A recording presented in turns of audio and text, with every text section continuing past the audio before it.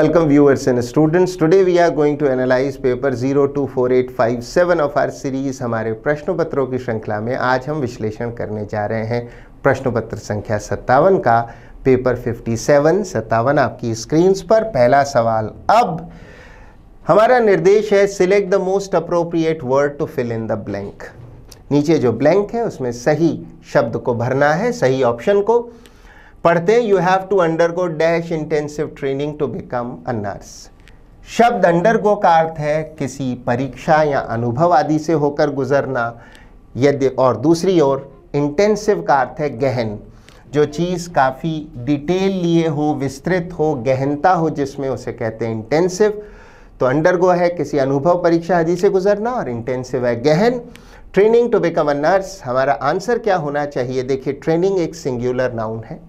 अगर noun countable और singular हो तो फिर हमें इनडेफिनेट आर्टिकल ए या एन चाहिए। शब्द इंटेंसिव जो है वो वोवल साउंड या स्वर ध्वनि से शुरू होता है, ई साउंड से। हमारा ऑप्शन होना चाहिए एन इंटेंसिव ट्रेनिंग।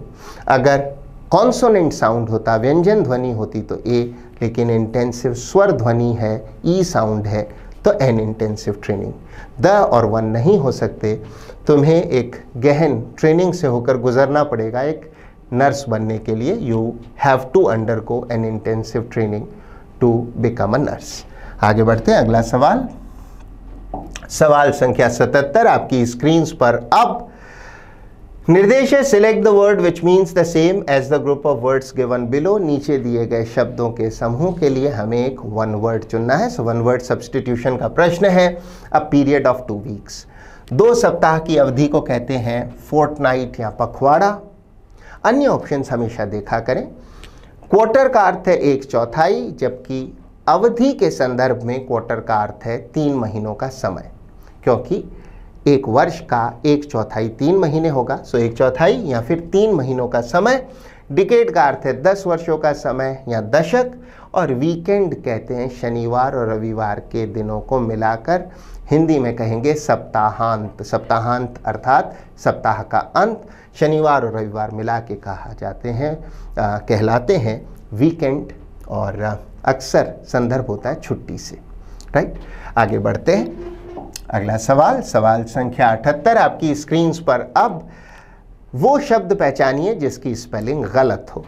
हमारा आंसर होगा टंग। टंग की स्पेलिंग में ये यू नहीं होना चाहिए। टंग शब्द का अर्थ है जिह्वा या जीभ। अन्य ऑप्शंस देखें। रोग का अर्थ है दुष्ट या बदमाश व्यक्ति। वो व्यक्ति जो बेईमान है, सिद्धांत विहीन है, बदमाश है, दुष्ट है, उसे कहते हैं रोग। आर्ग्यू का अर्थ है बहस करना। अलबत्ता अंतिम ऑप्शन है वेग, जिसका अर्थ है धुंधला या अस्पष्ट। धुंधला या अस्पष्ट एक सिनोनिम हो सकता है अनक्लियर। शब्द का एक पर्यायवाची है वेग का अनक्लियर। हमारा उत्तर यद्यपि टंग ही रहेगा। आगे बढ़ते हैं, अगला सवाल। पास एक मुहावरा है, सवाल 79 के रूप में। इडियम या मुहावरा है टू रन अमक। रन अमक का अर्थ है अनियंत्रित रूप से या गैर अनुशासित रूप से या वाइल्डली या अनकंट्रोलेबली बिहेव करना। ऐसे व्यवहार करना जैसे कोई नियंत्रण ही नहीं है, कोई अनुशासन ही नहीं है। उदाहरण के तौर पर एक वाक्य लें, the children are running amok around the house. The children are running amok around the house means बच्चे बहुत अनियंत्रित रूप से व्यवहार कर रहे हैं, बहुत ज़्यादा गैर अनुशासित रूप से धमाचौकड़ी मचा रहे हैं। आंसर होगा to behave in a wild और डेंजरस मैनर। बिल्कुल वाइल्डली या डेंजरसली व्यवहार करना। अन्य ऑप्शंस देखें। रेस आप जानते हैं। ऑप्शन 2 में to participate in a marathon half heartedly. शब्द मैराथन का अर्थ है एक लंबी दौड़, 26 मील या फिर 42 किलोमीटर से थोड़ी ज़्यादा दूरी की ये लंबी दौड़ होती है जिसे कहते हैं मैराथन। हाफ हार्टेडली का अर्थ है आधे मन से। सो आधे मन से मैराथन दौड़ना नहीं, ये नहीं। ऑप्शन सी में एक शब्द है आउटरन। आउटरन का अर्थ है किसी से ज़्यादा तेज़ या ज़्यादा दूरी तक दौड़ जाना। अगर ए बी से ज़्यादा दूर तक या ज़्यादा तेज़ी से दौड़ जाए तो वो आउटरन होगा। उत्तर ये भी नहीं है, हमारा उत्तर डी ही होगा, to behave in a wild और डेंजरस मैनर। आगे बढ़े, अगला सवाल। आगे बढ़ते हैं, अगला सवाल। Identify the segment in the following sentence which contains a grammatical error. वो खंड पहचानिए जिसमें ग्रामर की एरर हो। The government's proposal has been set alarm bells ringing for people with low incomes. Government के प्रपोजल ने has been set alarm bells ringing, set alarm bells ringing का अर्थ है लोगों में भय या आशंका उत्पन्न करना, खतरे की घंटी बजाना। गवर्नमेंट्स प्रपोजल सब्जेक्ट है, प्रपोजल ने खुद ने ही लोगों के मन में भय आशंका उत्पन्न की है। वाक्य तो एक्टिव वॉइस में होना चाहिए, हैज बीन सेट नहीं हैज सेट, पैसिव नहीं एक्टिव में होना चाहिए। Has set the alarm bells ringing, किस हिस्से में एरर है? एरर चौथे हिस्से में है। Has been set the alarm bells ringing नहीं, हैज सेट होना चाहिए था, बीन नहीं होना चाहिए। खंड डी में एरर है, यही हमारा उत्तर होगा। सरकार के इस प्रस्ताव ने कम आय वाले लोगों में भय अथवा आशंका उत्पन्न कर दी है, खतरे की घंटी बजा दी है। उत्तर डी है। आगे बढ़ते हैं, अगला सवाल, सवाल संख्या 81 आपकी स्क्रीन पर। अब select the most appropriate word to fill in the blank. Blank में सही ऑप्शन भरना है। She is highly skilled dash dealing with difficult customers, customers ग्राहक है। स्किल्ड का अर्थ है कुशल, वो कुशल है स्किल्ड एट डीलिंग। ध्यान दें, स्किल्ड का अर्थ है कुशल, इसका प्रेपोजिशन एट हो सकता है अथवा इन होगा, अन्य कोई ऑप्शन नहीं, इनटू भी नहीं, ऑन भी नहीं, उत्तर होगा एट। वो कुशल है कठिन ग्राहकों से डील करने में, निपटने में। आगे बढ़ते हैं, अगला सवाल, सवाल संख्या 82। निर्देश है select the most appropriate option to substitute the underline segment in the given sentence. नीचे दिए गए वाक्य में एक रेखांकित खंड है, इसे हमें सब्सटीट्यूट करना है सही ऑप्शन से। This training has intended to give people the skills they need for a particular job. ये जो ट्रेनिंग है इसका उद्देश्य है लोगों को वो स्किल्स देना जो उनको किसी कार्य विशेष के लिए आवश्यक हो। ट्रेनिंग हैज इंटेंडेड नहीं होगा, बात प्रेजेंट की है। हैज तो तब हो जब कोई काम कंप्लीट हुआ हो, प्रेजेंट परफेक्ट टेंस। यहाँ किसी काम के पूरे होने की बात नहीं है। इस ट्रेनिंग का उद्देश्य क्या है? The training is intended to give, is intended उत्तर होगा चौथा, is intended to give people the skills, लोगों को वो स्किल्स दे। ये उद्देश्य है कि वो स्किल्स दे लोगों को जिसकी उन्हें आवश्यकता है किसी कार्य विशेष को करने की। उत्तर हुआ चौथा। आगे बढ़ते हैं, सवाल संख्या 83 आपकी स्क्रीन पर। अब नीचे दिए गए वाक्य में कोई ग्रामेटिकल एरर होगी तो वही आपका जवाब होगा। If children are treating with respect they will behave accordingly. Accordingly का अर्थ है उसी प्रकार से।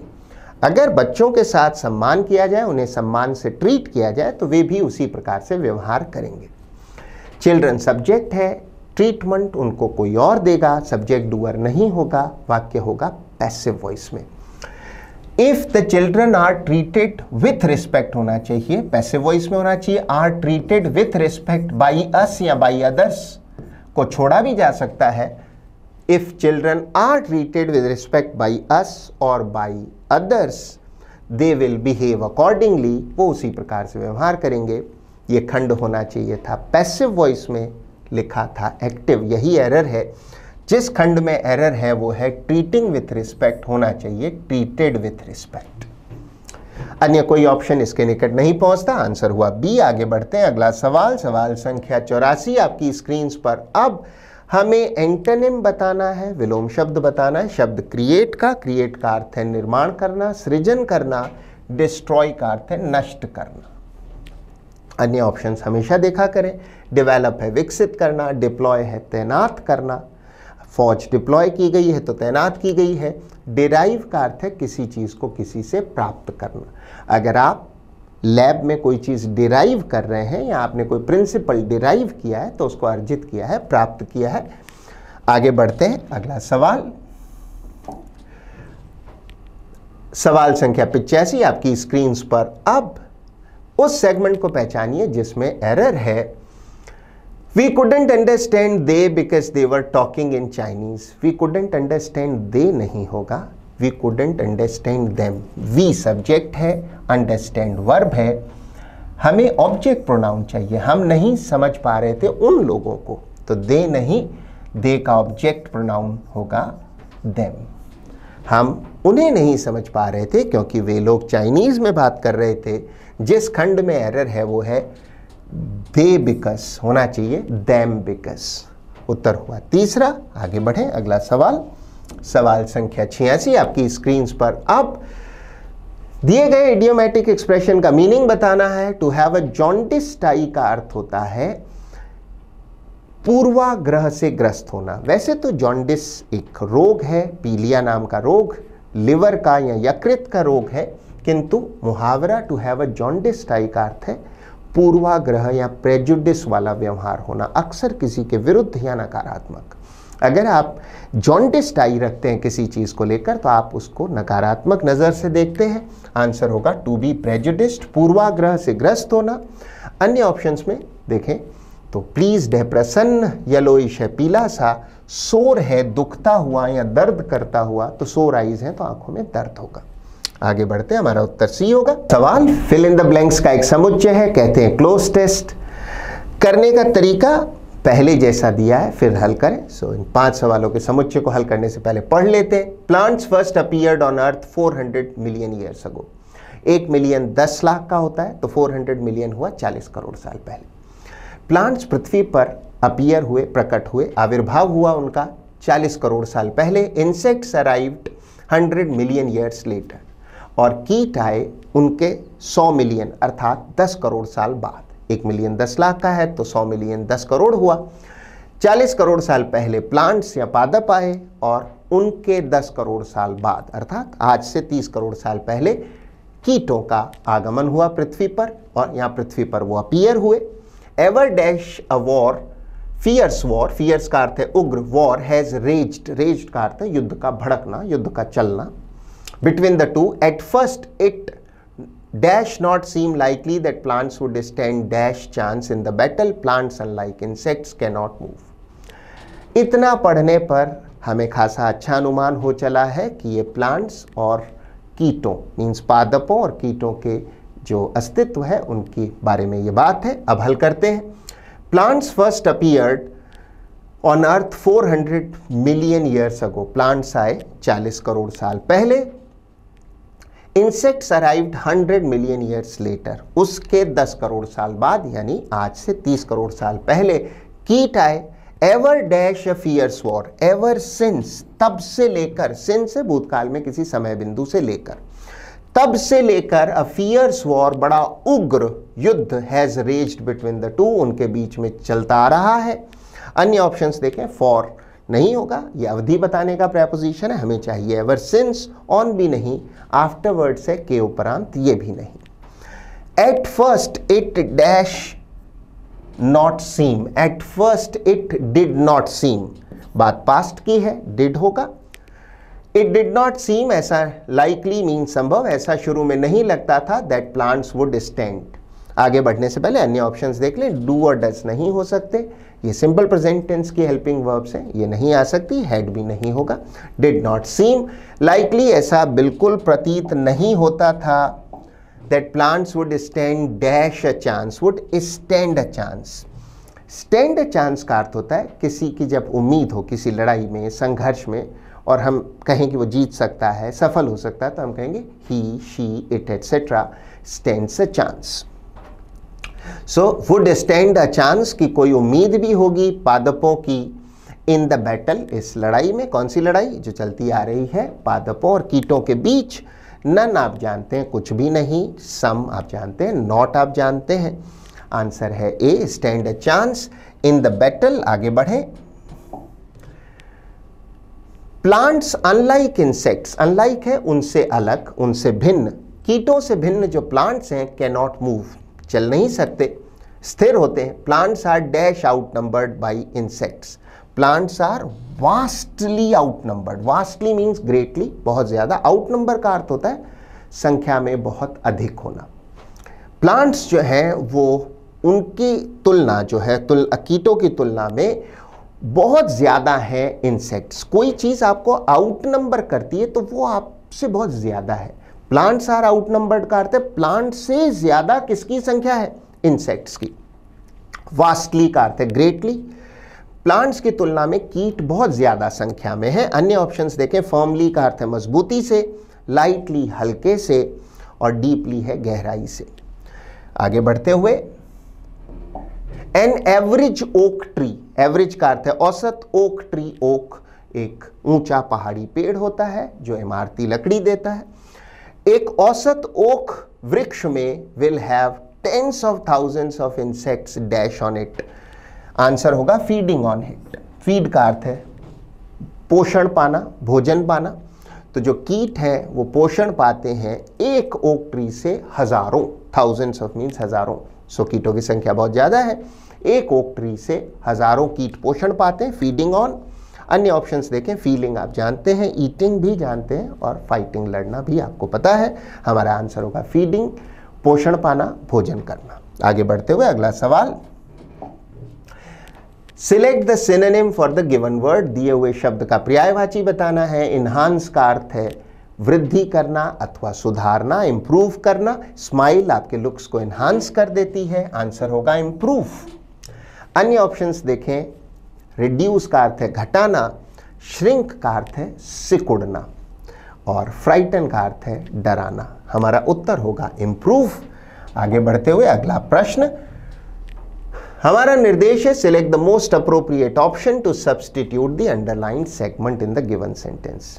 नीचे एक वाक्य है, उस वाक्य में एक रेखांकित खंड है, उसे हमें सब्स्टिट्यूट करना है यदि उसमें कोई एरर हो तो। You know that many an academic research project takes years to complete.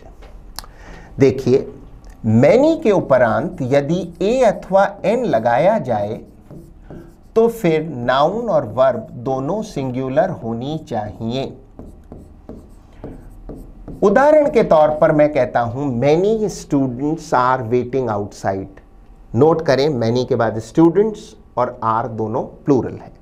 किंतु यदि मैं ए अथवा एन लगाऊं तो मैं उसी वाक्य को कहूंगा मैनी अ, अब स्टूडेंट्स नहीं, student, many a student, are भी नहीं, is, many a student is waiting outside, बहुत से विद्यार्थी बाहर प्रतीक्षा कर रहे हैं।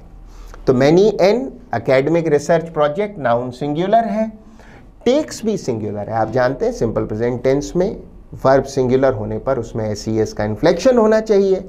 नाउन और वर्ब दोनों सिंगुलर है, मैनी एन के उपरांत कोई एरर नहीं, वाक्य पूरी तरह से सही है, नो सब्स्टिट्यूशन रिक्वायर्ड। आगे बढ़ते हैं अगला सवाल, सवाल संख्या 94, फिल इन द ब्लैंक का प्रश्न है। एक बार फिर से, इन सम डिस्प्यूट्स, कुछ विवादों में, a face to face talk, आमने सामने की बातचीत, can dash the issue. Answer होगा रिजॉल्व। रिजॉल्व का अर्थ है हल करना, सॉर्ट आउट करना, आंसर हुआ तीसरा। अन्य ऑप्शंस देखें, रेस्ट्रिक्ट का अर्थ है प्रतिबंधित करना या सीमा में बांधना, रिफ्यूज मना करना है, रिड्यूस घटाना। हमारा उत्तर होगा रिजॉल्व। अगला प्रश्न, प्रश्न संख्या 95 आपकी स्क्रीन पर। अब रॉन्गली स्पेल्ड वर्ड पहचाने, वो शब्द पहचाने जिसकी स्पेलिंग गलत हो। स्पष्टतः उत्तर होगा चौथा, अक्वायर में दो नहीं एक ही सी होना चाहिए। अक्वायर का अर्थ है अर्जित करना, किसी चीज को किसी स्रोत से पाना।